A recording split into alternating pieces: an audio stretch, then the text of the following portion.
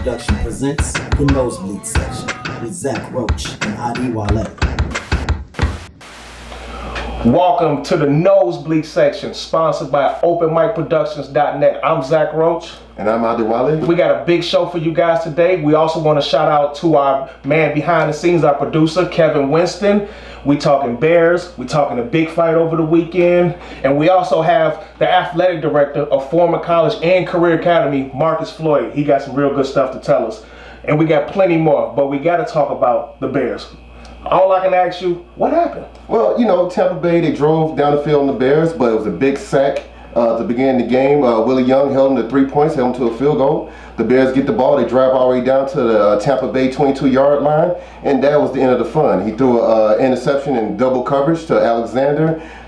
Fortunately, the defense stopped him 3 and out. They punt the ball to the Bears, and what happens? Chicken salad. Tariq Cohen, Yeah. He fumbles the ball, and now we're down 10-0, and the Bears get the ball back, and then Glennon fumbles the ball.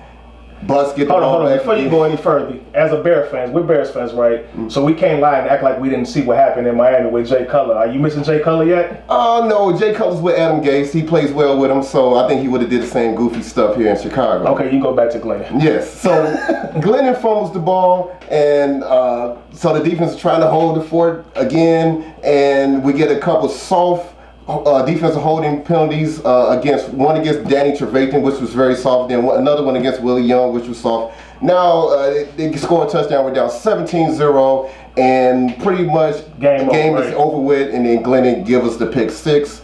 That nips it in the butt. Yeah, it was 26-0 at the half. I felt like the air got took out of him when all those turnovers. It was just back to back to back, and Glennon threw some of the most awfulest passes. The one where he threw behind him and he had the pick six. Mm-hmm. It just wasn't good. I don't like his movement in the pocket. So it was a lot of things that that needs improvement. So that brings us to this question: is it time for Mitch?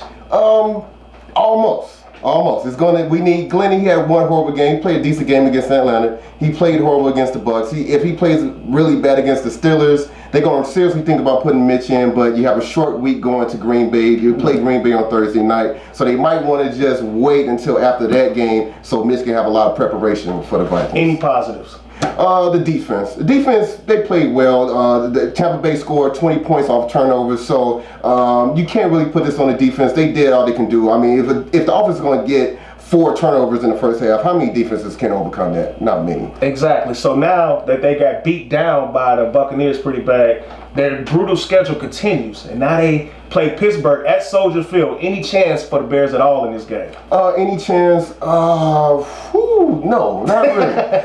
They have Big Ben coming to town, Antonio Brown and Le'Veon Bell. The defense is good, but it's not that lovey defense where we get picks from Briggs and Urlacher and Julius Peppers and Tillman. Right. We're not getting, defensive touchdowns. We got some key injuries too. Both our linebackers are hurt right now. Kwiatkowski's out, Freeman's out. But the defense still played well without them. The reserves coming in there. Christian Jones came in there backing up, and you still have Trevathan there, the middle linebacker. But it's just the defense just can't overcome Glennon, who's a statue, and he can't move around. What's the key matchup in this game, you think? It's definitely the Bears front seven versus the Pittsburgh running game. Hopefully we can force Pittsburgh into some third and longs, and maybe we can tip some passes to get a pick. That's the only thing you can really hope for. I think the key matchup is the Bears' offensive line against Pittsburgh, because if the Bears are not able to run the ball, game over. Yes. Because the teams, you see what teams are going to do to Mike Glennon. They're going to stack that box as much as possible, and they're going to make Mike Glennon try to beat him down the field. And he hasn't shown that he can throw the ball down the field,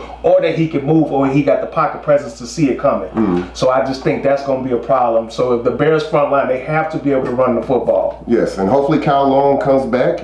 He may play against Pittsburgh. We desperately need him to open some holes for Jordan Howard and Tariq Cohen. Wow. And the Bears offense and Mike Glennon have to show a little more fight. Like Saturday night, the big fight between Triple G and Canelo. Mm-hmm. Yes. Big time fight. What was your thoughts on the fight? I feel like Triple G got cheated. I feel like he won. Rounds. The first 3 rounds was kind of close. I think Canelo won 2 of those first 3 rounds because that was Triple G's first real big fight. Canelo has big fights against Mosley, against Floyd Mayweather, but Triple G never really fought a high-profile fighter. Exactly. But then after the 3rd round, he was charging Canelo, making Canelo retreat, put him into the ropes. I think he won round 4 through 9. The last 3 rounds, Canelo, his corner told him, like, hey, you need to really win these last 3 rounds because Triple G was winning. I thought it was a draw. Watching the fight, I thought it was a draw. I thought it was dead even. Now, that Mrs. Bird, who judged it 118 to 110, was absolutely bugging out. Yes. Yeah. She was bugging out. But the other 2 judges who judged it 115, 113, and then the other one who had it tied, I have no problem with that. I felt like Triple G won the rounds that you said, but I felt like Canelo got the first 3 in the last 3, and that made it 6-6. Yeah, I can't really argue with you that much. I mean, yeah, a draw, I can see a draw, or Triple G winning about a round or 2. But yeah, the lady Miss Bird, yeah, she really, I don't know what's going on. Maybe she got paid off or something. Are you looking forward to the rematch? Because the reports are already saying that they're getting the paperwork ready for the rematch. Yeah, I'm down. I'm definitely going to check it out. I definitely can't wait. It was a very entertaining fight. When we come back, we're going to have Marcus Floyd come in and he's going to talk to us about high school sports. He's the athletic director. See you soon. You're watching the nosebleed section. My suggestion is keep it watching. It's a good show. Trust me. Or not. Welcome back to the nosebleed section, sponsored by OpenMicProductions.net. I'm Zach Roach. I'm Adi Weller. And we got a big time guest here today, Mr. Marcus Floyd, who's the athletic director of Foreman College and Career Academy High School. He's been through a lot. He's been a coach. Speaking of coaching, where have you coached at, Marcus, since you? I started out at Western Illinois as a manager, and then I got promoted to a graduate assistant. From there, I went over to Spoon River College and became the head men's and the head women's basketball coach.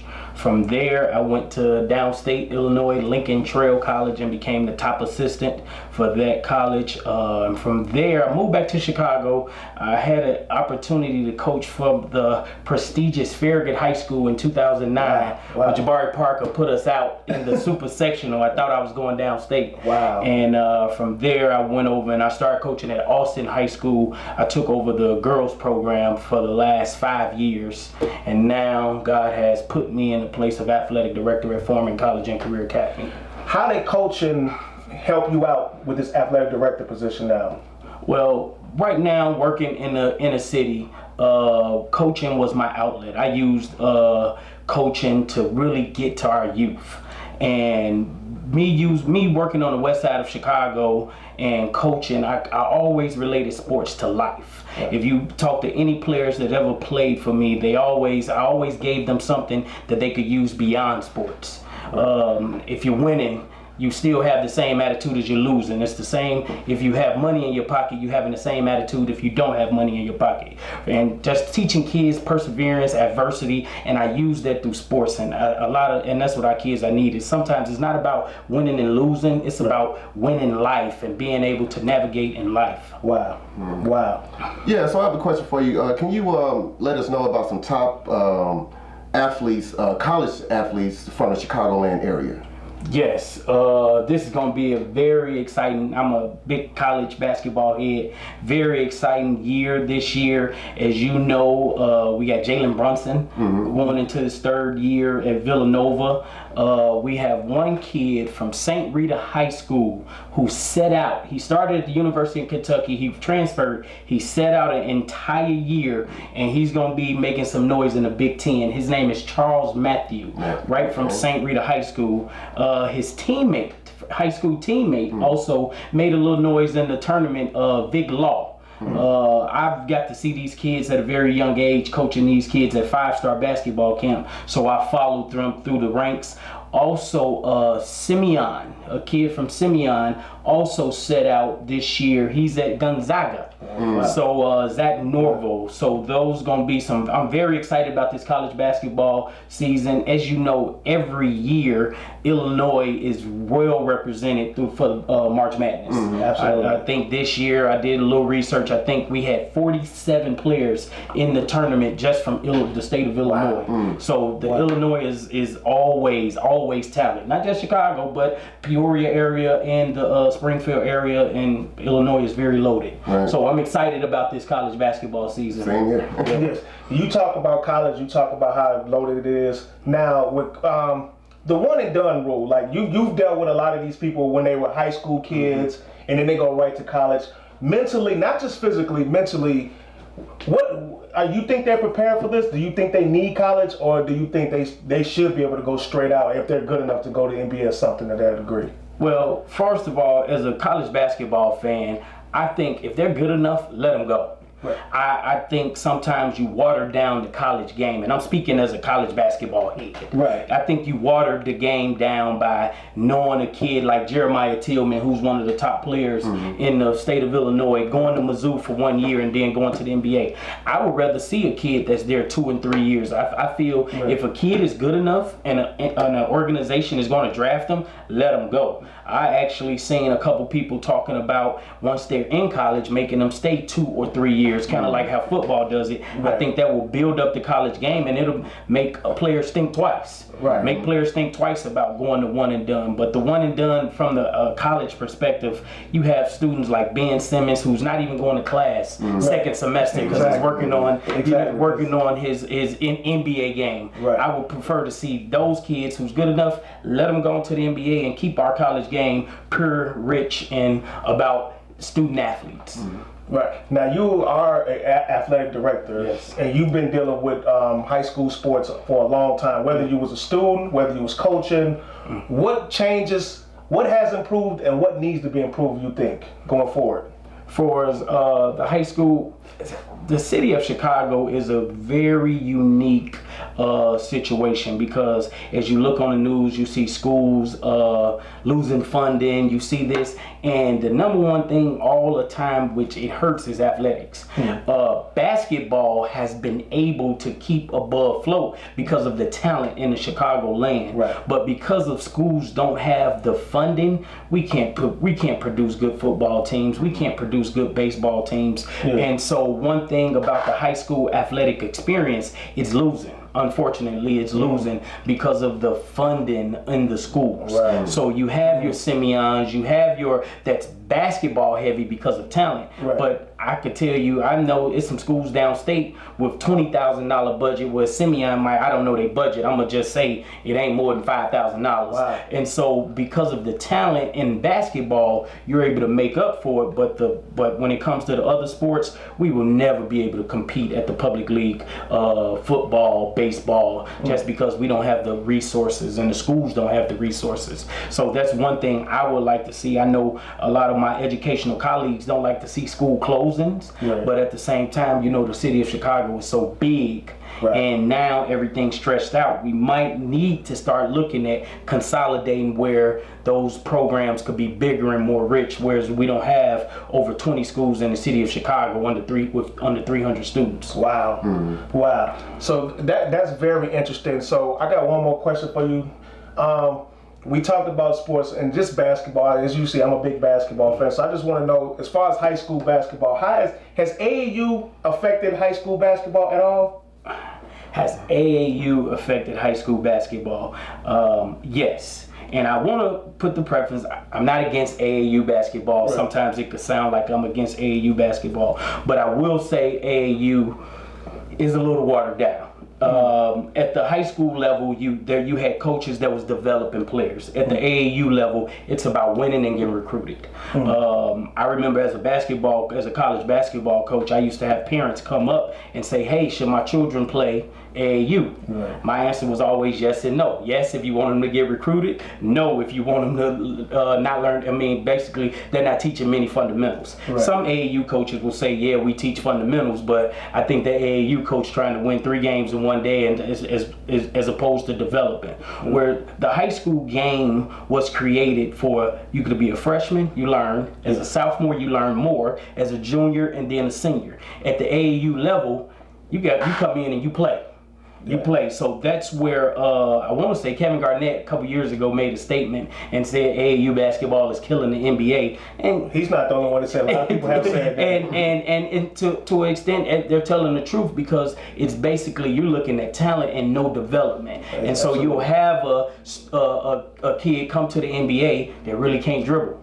You'll have a kid that come to the NBA that ain't worked on his jump shot. Whereas at the high school level, when the focus was at the high school level, those kids were developing as through the years. You had to, if you was freshman, you would play good enough, but most freshmen usually set the bench and they went through sophomore year, and they went to junior year, then senior year. Whereas now, the best players, the most talented play. Right. That's who play AAU, not the ones who's working hard and who's developing. And now I always use that word developing because that's at the high school level. AAU, we ain't seeing too much developing. We want it now. It's the microwave generation. Absolutely. I definitely agree with a lot of things you said there. Well, thank you for coming on the show today. Pleasure. Much Thank you guys appreciated. for having me. Hopefully we can do this again. Love talking to you. You're watching the Nosebleed section on OpenMicProductions.net. Welcome back to the Nosebleed section, sponsored by OpenMicProductions.net. I'm Zach Roach. Adewale. Shout out to our producer, Kevin Winston. So now we had some big games. The Bears got blew out. We talked about that, but they had some other good games last week that we wanted to address. Dallas versus Denver. What was your thoughts on that Dallas and Denver game? Yes, I was really looking forward to that game. I was really high on Dallas before the game. It's hard to pick against Denver in the Mile High Stadium. But Emmanuel Sanders scored his second touchdown and right before halftime. Trevor Seaman looks good. Yeah, he looks great. And they went up 20. Denver went up 21-10 at halftime, and Cowboys are still in the game. And then the Broncos had the ball on the Dallas 30-yard line with 3rd and 11. Then screen pass to C.J. Anderson. First down, Broncos was led to a touchdown by the tight end Green. 28-10, game over. See, the thing with Denver, this is what makes Denver so hard. Defensively, they are good at every level. They have a good front four, they have a good linebacking crew, and they have good corners. So they can pressure the line of scrimmage, and they got Talib and Chris Harris back there who can shut down anybody, and they're just very hard to score on. And I think for Dallas, Dez Bryant, I don't know. Dez Bryant is not the Dez Bryant we seen a couple years ago. He's had a lot of injuries. Do you see some slippage in Dez Bryant? Yeah, I mean, I think he does a lot of talking. He does a lot of woofing. Yeah. But I want to see more production from him. He's just maybe he's getting old, but we'll see. It's been 2 games, and Dak, I know he's going to hit him, so we'll see what he does next week. And Denver's a very tough defense. So at the end of the day, that was just all Denver defense. Green Bay at Atlanta. Now, we almost had Atlanta. We had Atlanta. We had our chances to win, but we didn't get it done. Now Atlanta goes back home, open up that brand new stadium, and boy, did they look good. What did you see in that game? Oh yeah, miscommunication and interception by Aaron Rodgers. They was down 17-7 right before the halftime, and you rarely see that with Aaron Rodgers, a miscommunication. Yes. So Desmond Trufant intercepted the ball, and which led to a touchdown by Coleman, put him up 24-7 at the halftime, and right after that, Vic Beasley sacks Aaron Rodgers for a sack fumble, and here's Desmond Trufant again. Yes. Picks up the ball, runs it for a touchdown, 31-7, game over. Atlanta puts so much pressure on you at home because they get the ball, they come right out and score. They have so many weapons. They got great running backs. They got great receivers. They got tight ends. They have weapons on every level. They got the ultimate weapon in Julio Jones. They got Sanu. Yes. They have Coleman, and they are loaded, and they are just hard to stop, and especially when they are at home. So I think that Soldiers Field slowed them down in their turf in Chicago, but they went back on the turf in Atlanta, and it was fast again. So I think right now Atlanta is still the best team in the NFC. I can't argue with you on that one. Last game we're gonna talk about was that Detroit and the New York Giants. Now Detroit, we talked about Detroit. Matthew Stafford got paid. He got paid a lot of money, the highest paid player in the NFL. Right. And guess what? He looked like he earned every penny of it right now. What do you think of that game? Oh yeah, Matthew Stafford. I mean, he has all my respect now. He threw 2 touchdown passes, 0 interceptions against a great Giants defense, and you can't really hate on that guy. And the thing is, give the kicker some credit too. Prater, he kicked a 56-yard field goal before halftime to put him up 17-7. Yeah. So that guy, he makes a lot of kicks, and he's very clutch. What's wrong with the Giants? The Giants, well, Eli got sacked 5 times. He gets no block. He's under pressure all the time. They have a guy that's cursed to make the playoffs with Brandon Marshall. Okay, he's never made the playoffs in his career. You think he's going to hop on the Giants, who beat the Cowboys twice last year, and you think, but now they're 0-2, so I don't know. Odell Beckham came back, he couldn't save them, so it's looking bad for the Giants. Dude, they really have offensive line issues right now. And Eli Manning, you know, he's won 2 Super Bowls, so people always give him the respect because he won 2 Super Bowls. But if you look at his career, he's very turnover prone, and he's thrown a lot of interceptions and a lot of fumbles in his career. So, and he's getting older now. So we just got to see with the Giants. But that offensive line is bad. They got to figure out something right away. I'm not going to count the Giants out yet because they usually bounce back. They always come up with something. Right. Now, it was a big trade we all talked about. Kyrie went to the Boston Celtics. He had an interview on ESPN First Take. And now he had some things to say. He said he didn't feel like he had to tell LeBron about his decision. You agree or disagree with that?